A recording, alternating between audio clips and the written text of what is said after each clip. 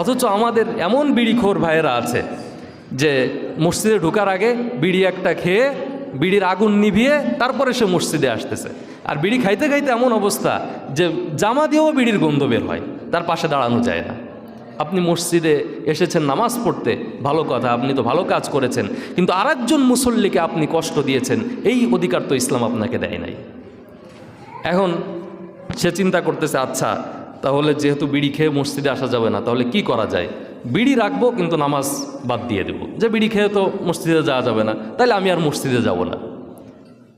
মানে আমরা সবসময় উল্টাটা চিন্তা করি। তাহলে আপনি কোনটা করবেন? মসজিদে আসা বাদ দিবেন নাকি বিড়ি খাওয়া বাদ দিবেন? বিড়ি খাওয়া আপনার বাদ দিতে হবে। অন্তত অনেক আগে খাইলেও মসজিদে আসার আগে একটু বিরত থেকে, যাতে আপনার গাল থেকে গন্ধ টন্ধ না আসে, এই দিকে খেয়াল রেখে অনেক আগে খাবেন, কিন্তু মসজিদে আসার আগে আগে অন্তত খায়েন না। এবং আপনার যেই পোশাকে বিড়ির গন্ধ